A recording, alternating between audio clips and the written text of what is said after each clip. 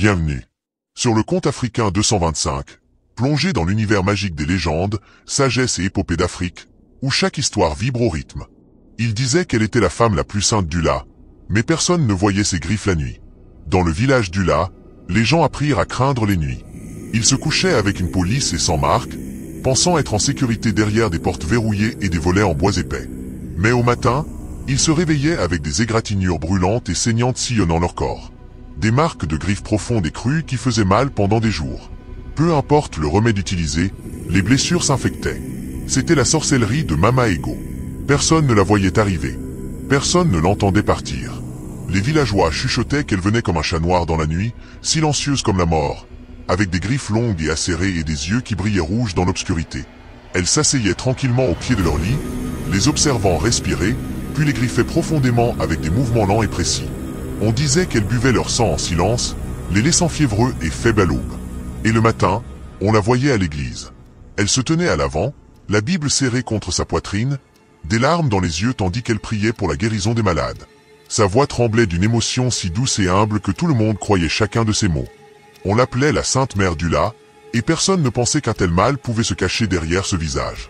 Mama Ego était une veuve qui vivait avec ses 2 filles. On disait qu'elle était une mère parfaite, les élevant avec discipline et prière. Elle était toujours à l'église catholique Saint-Joseph avant tout le monde, balayant les sols poussiéreux pendant que les coqs chantaient encore. Elle arrangeait les fleurs sur l'autel, polissait les chandeliers en laiton et s'assurait que les livres de cantiques étaient soigneusement empilés sur les bancs. Si vous passiez tôt le matin, vous l'entendiez fredonner de vieux hymnes beaux d'une voix éraillée mais douce. Elle accueillait tout le monde avec chaleur et gentillesse. Elle se souvenait des noms des enfants des gens, s'enquérait de leur santé et les bénissait au nom de Dieu. Quand elle priait, ses mots étaient si puissants et émouvants que même le prêtre essuyait parfois des larmes de ses yeux. Elle citait les Écritures en anglais parfait et en hébreu. Quand elle levait sa Bible, les gens se taisaient. On disait qu'elle était choisie par Dieu pour les guider. Le prêtre l'aimait. Il l'appelait notre mère en Christ. Les anciens lui faisaient entièrement confiance.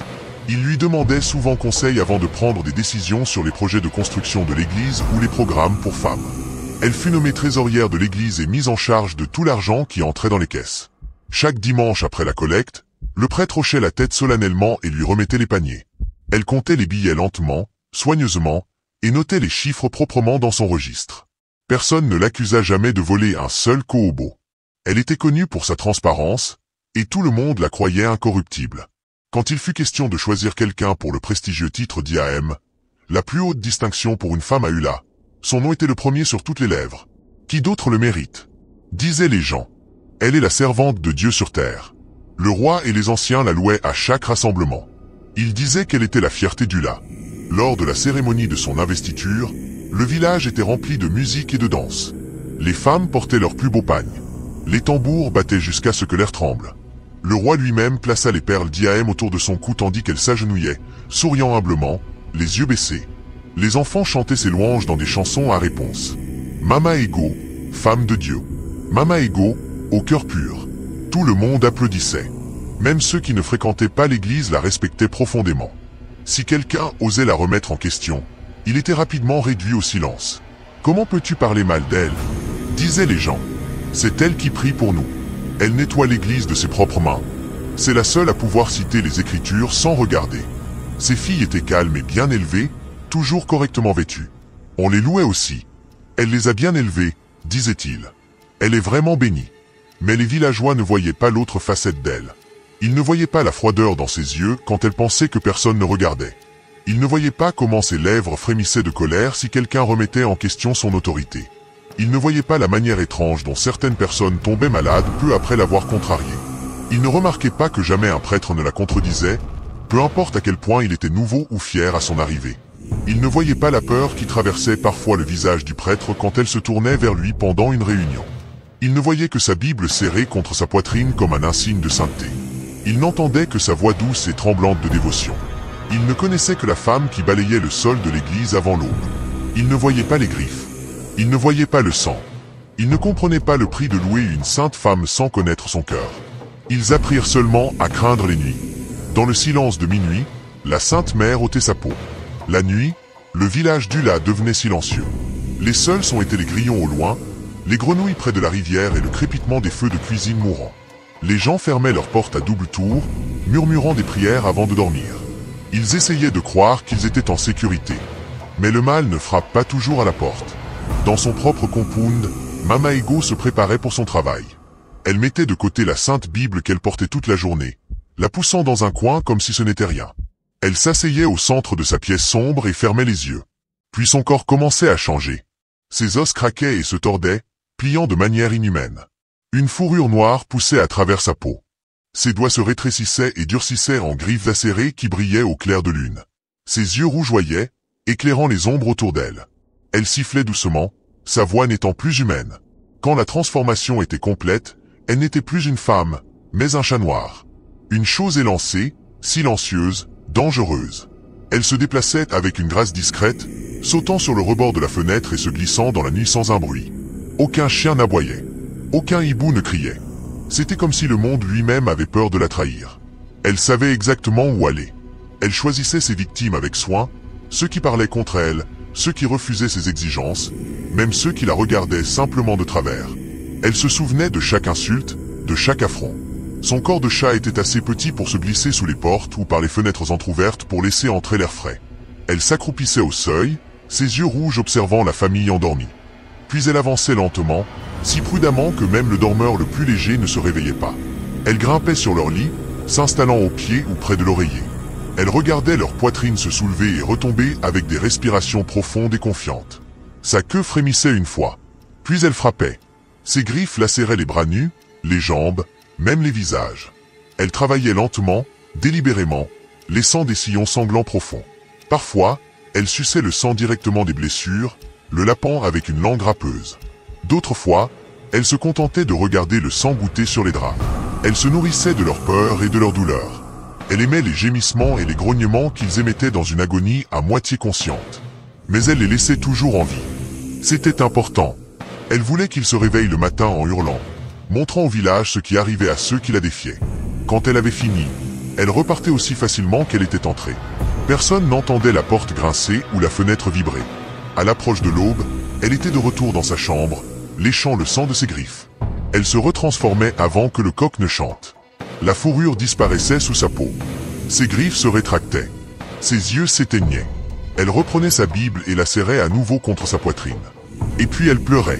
Elle versait de vraies larmes et priait d'une voix tremblante pour que Dieu guérisse les mêmes personnes qu'elle avait blessées. Elle se tenait devant l'église, dirigeant les chants et lisant les Écritures avec une habileté parfaite. Elle tenait des réunions de prière et imposait les mains sur les malades, ses propres victimes tremblant à son contact. Ils croyaient chacun de ses mots. Mais chez eux, les familles se rassemblaient autour des enfants et des parents blessés. Ils nettoyaient le sang avec des chiffons sales, pleurant sur les coupures enflammées et purulentes. Les marques étaient trop profondes pour être de simples égratignures. Elles formaient des motifs qui semblaient délibérés. Aucun animal de la forêt ne laissait de telles blessures. Pourtant, personne n'osait prononcer son nom. Il chuchotait à la place d'une voix effrayée. Il détournait le visage si quelqu'un mentionnait la Sainte Mère. Quand des visiteurs demandaient ce qui n'allait pas, les villageois mentaient, disant que c'était une étrange maladie. Mais la nuit, la vérité était claire. Chaque homme, femme et enfant à Hula dormait dans la terreur, sachant qu'il pourrait être le prochain. Et quand le vent hurlait et que les branches grattaient les fenêtres, ils retenaient leur souffle, priant pour que le chat noir passe son chemin, car ils savaient tous que la nuit appartenait à la sorcière. C'était le jour de la réunion mensuelle de la fraternité des femmes. Le soleil de l'après-midi brûlait fort, mais à l'intérieur de la salle de l'église, il faisait sombre et frais. Les femmes étaient assises sur des bancs en bois, s'éventant lentement et attendant que la réunion commence. Mama Ego était assise à l'avant, comme toujours, sa Bible reposant sur ses genoux.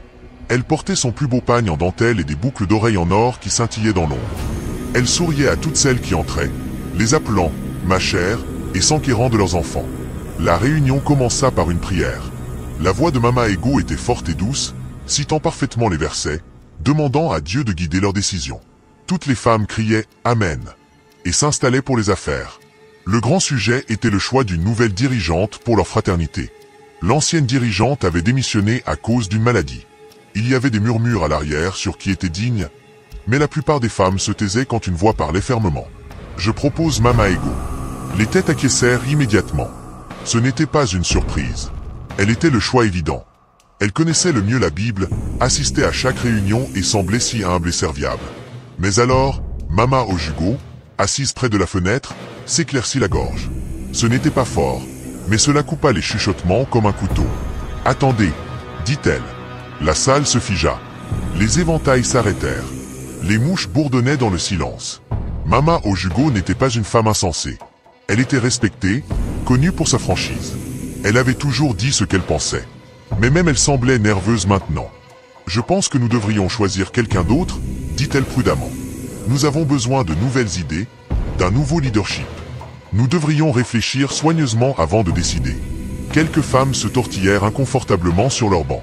Personne d'autre n'osa acquiescer. Mama Ego ne dit rien pendant un moment. Elle se contenta de regarder Mama Ojugo. Ses yeux semblaient se rétrécir légèrement. Ses lèvres se pincèrent en une ligne droite. Puis elle ferma sa Bible avec un claquement sec. Le bruit fit sursauter plusieurs femmes. Elle se leva de son siège sans un mot. Elle ne discuta pas ni ne protesta. Elle se contenta de sortir lentement de la salle, la tête haute, son pagne swishant sur le sol poussiéreux. La réunion se termina dans la confusion. Aucune nouvelle dirigeante ne fut choisie ce jour-là. Les femmes partirent en silence, se jetant des regards nerveux, se demandant ce qui allait se passer ensuite. Cette nuit-là, Mama Ojugo ne pouvait pas bien dormir. Elle se tournait et se retournait sur son tapis de raffia, transpirant dans la chaleur lourde. Elle avait froid un moment et brûlante le suivant. À l'aube, elle ne pouvait plus se lever. Ses enfants la trouvèrent frissonnante, les yeux vitreux de fièvre. D'étranges lignes noires rampaient sous sa peau comme des vers en mouvement, s'enroulant autour de ses bras et de sa poitrine.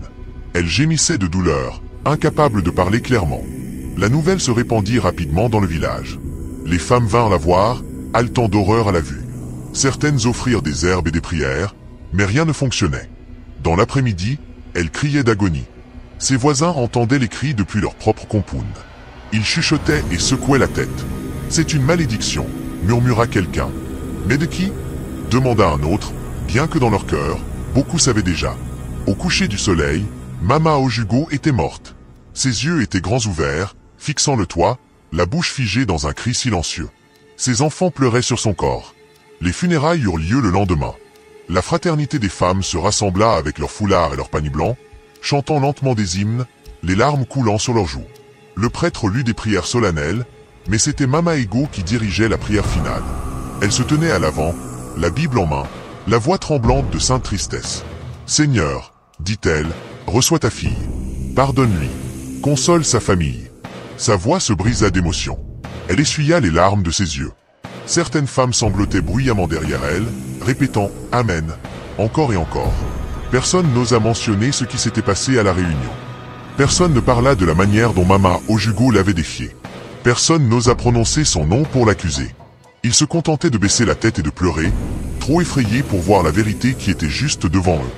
Et tandis que la tombe était remplie de terre, le village devint silencieux, sachant qu'à Ula, une voix d'honnêteté avait été réduite au silence pour toujours.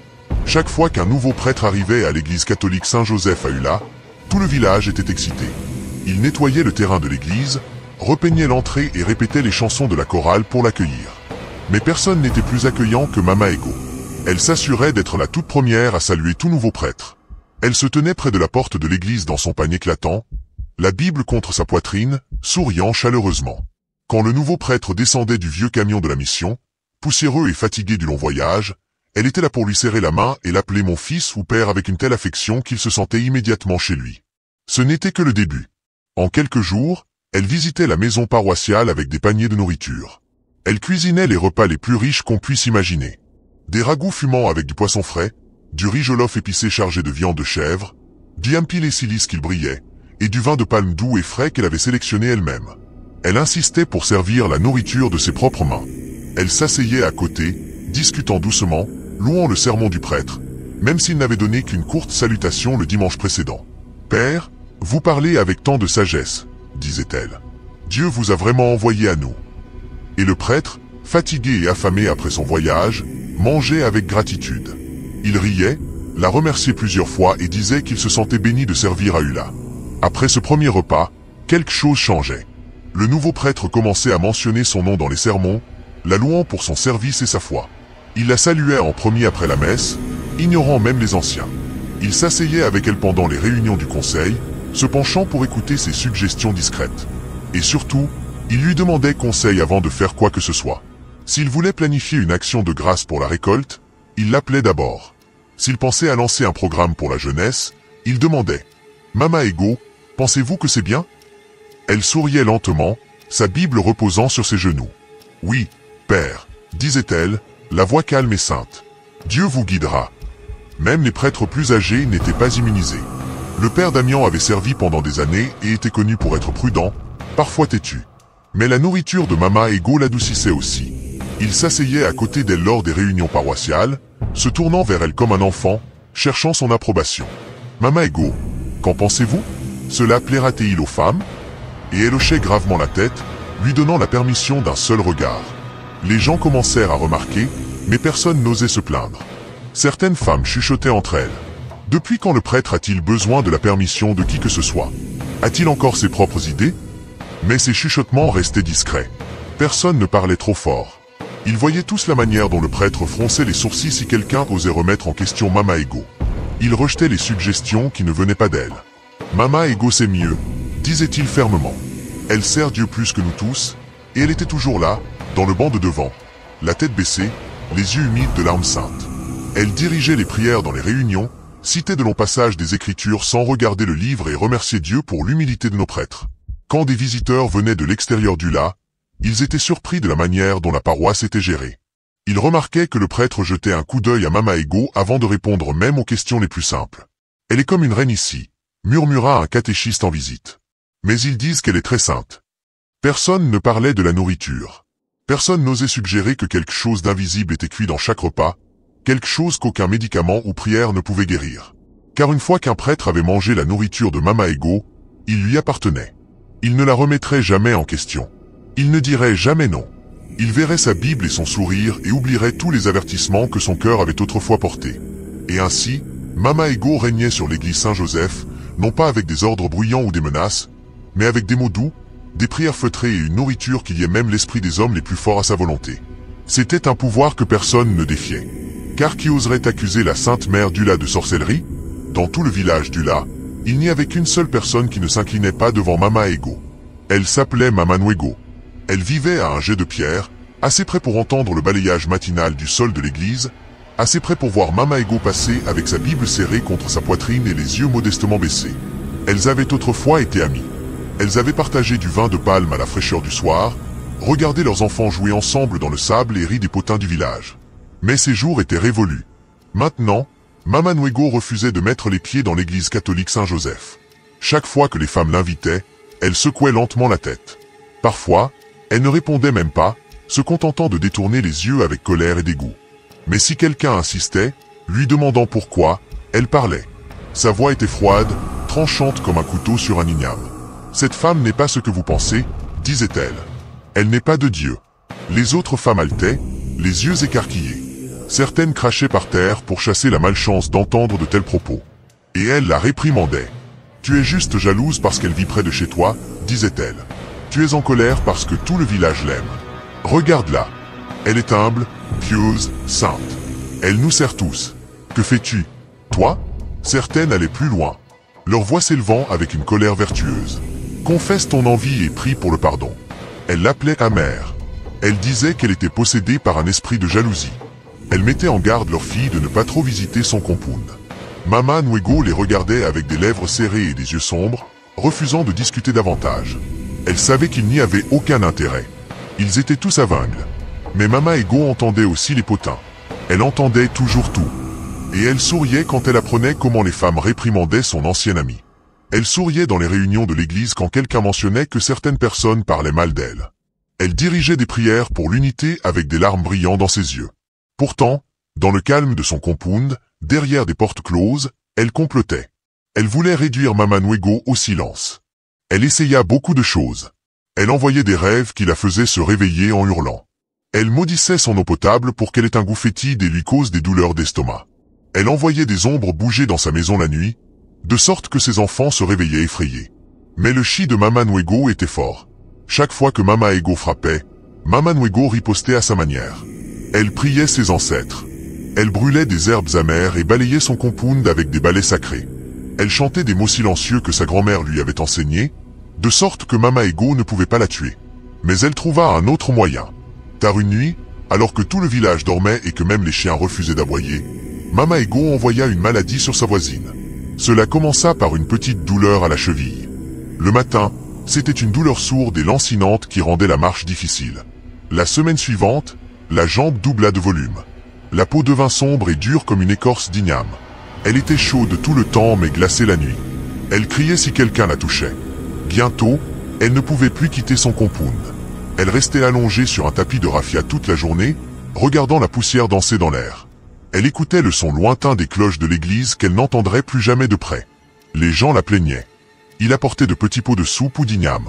Il secouait la tête. « Ah, quelle triste chose !» disait-il. « Elle est maudite. Elle a dû offenser quelqu'un. Elle était toujours en colère. Peut-être que son propre amertume lui a fait ça. » Personne ne soupçonnait Mama Ego quand elle rendait visite, car bien sûr, elle le faisait. Elle venait avec sa Bible et un panier de nourriture. Elle priait bruyamment pour la guérison. Elle tenait la main de Mama Nwego doucement, pressant son pouce dans la peau noircie. « Dieu te guérira », murmurait-elle, un mince sourire sur les lèvres. Et Mama Nwego détournait la tête, silencieuse, la fureur brûlant dans ses yeux. Car elle savait exactement qui l'avait ruinée. Mais elle ne pouvait plus avertir le village.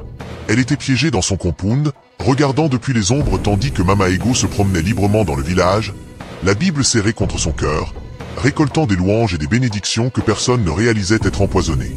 Un après-midi chaud, Mama Nwego était allongée dans son compound, regardant le ciel poussiéreux. Elle ne pouvait plus beaucoup bouger. Sa jambe était lourde comme une pierre, gonflée à 2 fois sa taille normale, sombre et brillante comme une écorce d'igname rôti. Chaque souffle semblait porter un sac de chagrin sur sa poitrine. Ses enfants étaient assis près d'elle, l'éventant lentement. Ils ne parlaient plus beaucoup. Il n'y avait plus rien à dire. Mais ce jour-là, une femme arriva, criant son nom à la porte. C'était sa sœur, venue du village de leur mère. Elle n'était pas venue depuis des mois. Elle entra précipitamment, pieds nus, son panier étroitement noué autour de la taille, les yeux déjà humides de larmes. Quand elle vit la jambe, elle octa et tomba à genoux. « Sœur, qu'est-ce que c'est » cria-t-elle. « Que t'ont-ils fait » Mama Nwego ne pouvait que secouer la tête, les lèvres serrées, la douleur trop aiguë pour les mots. Sa sœur se mit à sangloter bruyamment. Elle toucha le membre gonflé, recula devant la chaleur qui en émanait, puis commença à crier vers le ciel. « Dieu, vas-tu la regarder mourir comme ça ?» Les voisins jetèrent un œil par-dessus la clôture, mais n'entrèrent pas. Ils avaient peur. Peur de la maladie, de la honte familiale, des rumeurs que Mama Nwego était maudite. Sa sœur se tourna vers les enfants. « Préparez ses affaires. Nous partons. Elle ne mourra pas ici comme un animal. » Ils soulevèrent Mama Nwego sur un vieux tapis, attachèrent les coins et la portèrent comme un sac entre 2 bâtons. Elle pleurait de douleur à chaque fois qu'il trébuchait. Les enfants pleuraient aussi, mais sa sœur continuait à les presser, refusant de s'arrêter. Ils voyagèrent jusqu'à un village voisin célèbre pour ses guérisseurs. La poussière s'élevait derrière eux à chaque pas. Quand ils arrivèrent, c'était la fin de l'après-midi. Le soleil perdait déjà de sa chaleur. Le compound du Dibia était petit mais encombré de charmes et de figures en bois sculpté. Des herbes sèches pendaient des chevrons, emplissant l'air d'odeurs âcres et amères. De vieilles chèvres bêlaient à l'extérieur du mur debout. Le Dibia était un vieil homme au visage comme du cuir ridé. Il était assis sur un tabouret bas, remuant des cendres dans un pot en argile. Quand ils le saluèrent, il ne répondit pas tout de suite. Il se contenta de fixer la jambe de Mama Nwego. Enfin, il parla d'une voix comme du bois qui craque. « Allongez là !» Ils le firent. Il tourna lentement autour d'elle, marmonnant dans sa barbe. Il secoua un hochet au-dessus de sa tête, cracha par terre et plissa les yeux sur la chair gonflée. Il se pencha et la renifla une fois. Puis il se rassit, les yeux sombres et lourds. « Ce n'est pas une maladie du corps, dit-il doucement. C'est une maladie de l'esprit. » La sœur de Mama Nwego s'agenouilla à ses pieds. « Sauvez-la, je vous en prie, supplia-t-elle. Nous avons tout essayé. Nous sommes allés à l'hôpital en ville. Ils lui ont donné des pilules. Ils lui ont fait des injections. Rien n'a aidé. » Le Dibia secoua lentement la tête. « Ça ne marchera pas, dit-il. Parce que celle qui lui a fait ça est forte, très forte. Elle verra tout médicament arriver et l'arrêtera avant qu'il n'atteigne le corps. » Mama Nwego gémit sur le tapis. Ses yeux étaient ouverts, pleins de rage et de peur. « Alors, que pouvons-nous faire ?» demanda sa sœur. « Dites-nous. Nous ferons n'importe quoi. » Le Dibia regarda autour de lui comme pour s'assurer que personne n'écoutait. Il se pencha près, la voix baissant en un grognement. « Vous devez la piéger. » Il leva un doigt osseux. « Écoutez attentivement. Quand vous rentrerez chez vous, Faites ces choses exactement. Prenez un igname coco frais. Placez-le à la fenêtre et à la porte. Cela emprisonnera son esprit pour qu'il ne puisse pas partir librement. Elle sera forcée de se révéler. Il leva un deuxième doigt. Deuxièmement, vous cacherez une noix de cola amère dans l'oreiller où elle dort. La noix de cola amère porte la force des ancêtres. Elle l'empêchera de disparaître une fois qu'elle sera entrée. Il fixa Mama Nwego, ses yeux brillants. Elle vient sous forme de chat. Oui, c'est sa forme la nuit. Quand elle verra cette préparation, elle ne pourra pas partir. Elle sera piégée comme une chèvre dans une cage jusqu'au matin. Et alors, vous connaîtrez son vrai visage. La sœur de Mama Nwego déglutit difficilement. Nous le ferons, murmura-t-elle. Le Dibia se rassit. Soyez avertis, dit-il. C'est dangereux. Elle se battra. Elle criera. Mais si vous ne l'arrêtez pas maintenant, elle tuera votre sœur lentement. Elle boira sa vie jusqu'à la dernière goutte. Il leur tendit un petit sac de cendres et une seule noix de cola amère. Allez, dit-il, et que votre chi soit fort. Ils le remercièrent avec des larmes dans les yeux et ramenèrent Mama Nwego chez elle dans la lumière mourante, prête à se battre pour sa vie à l'ancienne manière. Car elle savait maintenant que le salut résidait dans les anciennes voies. Quand Mama Nwego et sa sœur revinrent du Dibia, elles ne perdirent pas de temps. Le soleil était déjà bas, sa lumière rouge mourant sur les toits de chaume du village. Les grillons chantaient dans les buissons. La peur pesait sur elle comme un tissu lourd. Elles aidèrent Mama Nwego à entrer et la posèrent doucement sur son tapis. Elle grimaça de douleur alors que sa jambe gonflée s'installait. Sa sœur essuya la sueur de son front et se tourna vers les enfants. Nous devons tout faire exactement comme le Dibia l'a dit. Ils se divisèrent rapidement. Un enfant alla au hangar de stockage et ramena des ignames coco frais. Un autre alla chercher les cendres des feux d'artifice qu'ils avaient soigneusement cachés dans un pot en argile. Ils travaillèrent ensemble en silence.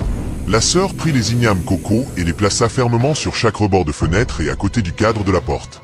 Elle s'assura qu'ils étaient entiers et frais, comme le Dibia l'avait ordonné. Ensuite, ils répandirent les cendres noires en lignes épaisses le long des portes et des fenêtres. Les enfants toussèrent à l'odeur de la poudre brûlée, mais ils ne se plaignirent pas. Ils savaient ce qui était en jeu.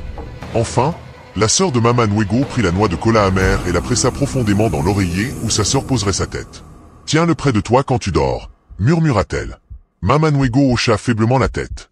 Sa voix était sèche comme de vieilles feuilles. « Je le ferai. » Quand ils eurent fini, ils soufflèrent la lanterne. La pièce devint sombre, sauf pour une lueur de clair de lune qui se glissait à travers le chaume. Dehors, le vent hurlait. Pendant ce temps, dans un autre compound à l'autre bout du village, Mama Ego se préparait aussi. Elle était assise seule au centre de sa pièce, la Bible mise de côté négligemment. Ses yeux brillaient d'une certitude froide. Elle sourit pour elle-même. « Ce soir, elle meurt », murmura-t-elle. Plus de bouches têtues. Plus d'avertissement aux autres. Ça s'arrête maintenant. Elle commença sa transformation. Ses os craquèrent et se tordirent. La fourrure se répandit sur sa peau. Ses dents s'allongèrent en pointes acérées. Ses doigts se recroquevillèrent en griffes luisantes. Elle rétrécit de plus en plus jusqu'à devenir un chat noir élancé avec des yeux qui brûlaient comme des braises dans l'obscurité. Elle sortit par un interstice dans son mur, la queue frémissante d'anticipation. Elle se déplaça à travers le village comme une ombre. Aucun chien n'aboya sur elle. Aucun coq ne bougea. Elle sauta sur le toit de Mama Nwego avec aisance, ses pattes silencieuses sur le vieux chaume. Elle s'arrêta, écoutant. La maison était silencieuse. Elle lécha sa patte une fois, nettoyant le sang d'une victime précédente, puis rampa vers le bord et sauta légèrement au sol. Elle glissa vers la fenêtre de la chambre, prête à se faufiler à l'intérieur, comme elle l'avait fait tant de fois auparavant. Mais au moment où elle franchit le seuil, quelque chose changea. Une force froide et lourde s'abattit sur son petit corps de chat. Elle se figea sur place. Sa fourrure se hérissa. Elle essaya de sauter en arrière, mais ses jambes refusaient de bouger. La panique monta dans sa gorge. Elle siffla bruyamment, ses griffes raclant l'air vide. Ses yeux rouges parcouraient frénétiquement la pièce. « Non » pensa-t-elle désespérément. « Non, ça ne peut pas être. » Elle essaya de disparaître, de reprendre sa forme humaine, ou même de se fondre dans les ombres. Rien ne se passa. Son esprit était piégé, cloué comme un insecte dans la lueur chaude d'une lanterne. Mama Nwego était à moitié endormie, serrant fort son oreiller autour de la noix de cola amère. Quand elle entendit le sifflement, elle força ses yeux à s'ouvrir. Au début, elle n'y croyait pas. Mais là, dans la faible lumière de la lune, se tenait le chat noir, figé, grognant, incapable de bouger. Son cœur battait la chamade. Elle avala sa peur et cria « Venez maintenant !» Sa sœur et les enfants accoururent, brandissant les bâtons qu'ils avaient préparés des heures auparavant. Ils n'hésitèrent pas. Ils frappèrent la créature de toute leur force. Sa fourrure volait en touffes. Sa patte craqua sous un coup violent, et elle laissa échapper un cri surnaturel qui fit trembler les murs. Mais le pire, ce n'était pas le hurlement du chat. C'était la voix qui suivit, stridente et brisée. « S'il vous plaît, ne me tuez pas. C'est moi, Mama Ego. » Les enfants lâchèrent leurs bâtons, horrifiés. Sa sœur cracha par terre de dégoût et de peur. « Sorcière !» siffla-t-elle. « Monstre !» Ils ne la laissèrent pas partir.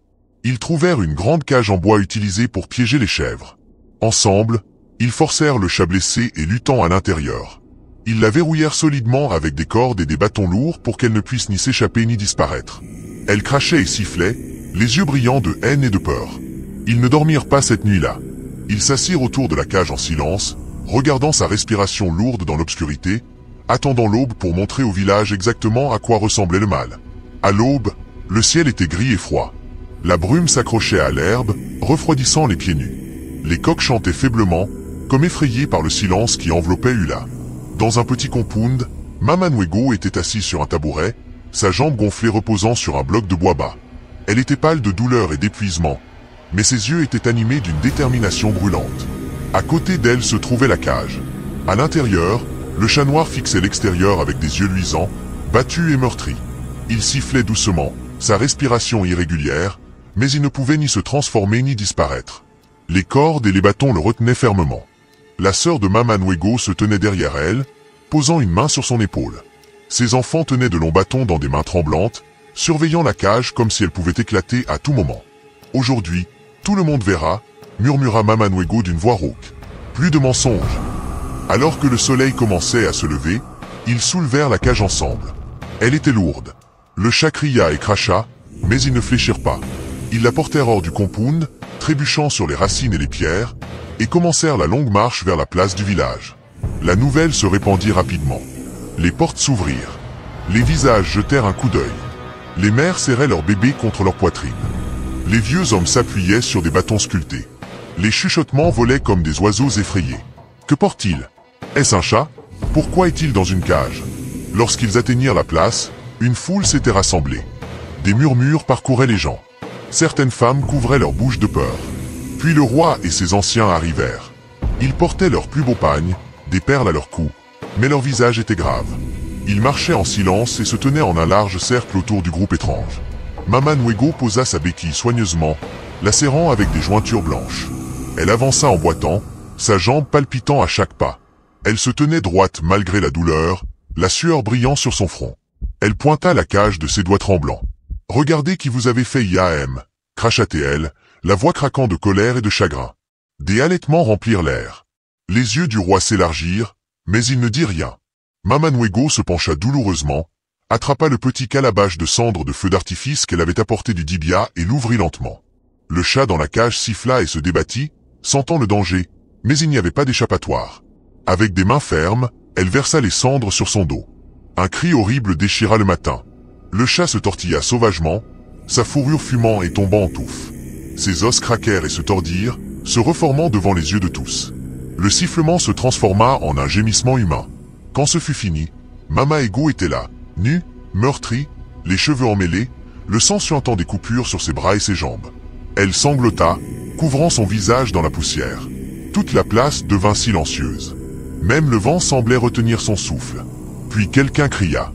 D'autres pleurèrent. « Sorcière! Monstre! Que Dieu ait pitié !» Le roi leva une main tremblante. « Parle, ordonna-t-il, la voix brisée.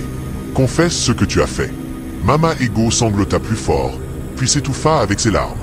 Lentement, elle se redressa à genoux, tremblante. « Je suis Mama Ego, dit-elle d'une voix brisée. C'est moi. La foule frissonna. Elle baissa la tête, les larmes coulant librement. J'ai tué mon mari quand il a découvert ce que j'étais. J'ai fait obéir les prêtres avec de la nourriture que j'avais ensorcelée. J'ai contrôlé tout l'argent de l'église, les dépenser comme je voulais. J'ai tué Mama Ojugo pour avoir parlé contre moi. Elle tourna ses yeux rouges et gonflés vers Mama Nwego. J'ai essayé de te tuer plusieurs fois parce que tu savais. Ton chi était trop fort. Je n'ai pu te donner que cette jambe gonflée. Je voulais que tu sois silencieuse, impuissante. Un long silence lourd s'abattit. Personne n'osa bouger. Les enfants s'accrochaient à leur mère. Certains anciens pleuraient ouvertement. Le roi baissa enfin la tête. Des larmes roulèrent sur ses vieilles joues. Nous t'avons honoré. Nous t'avons appelé sainte. Nous t'avons laissé nous guider. Il essuya son visage avec des mains tremblantes. J'ai honte. Il se tourna vers ses gardes, la voix maintenant dure comme du fer. Emmenez cette sorcière. Elle ne reposera pas parmi nos ancêtres. Jetez son corps dans la forêt maudite où personne ne priera pour elle.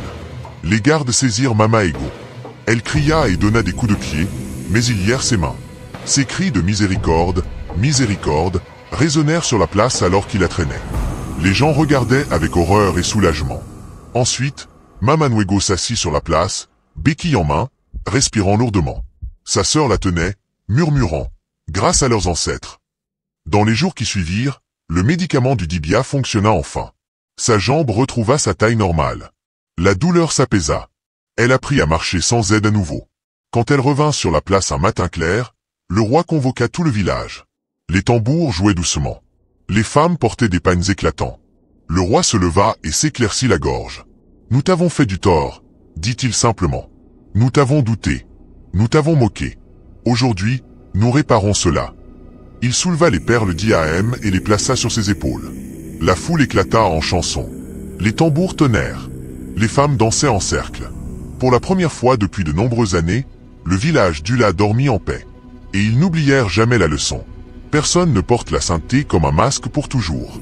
La vérité vient toujours à l'aube. Merci d'avoir regardé. N'oubliez pas de liker, partager et vous abonner pour plus d'histoires intéressantes.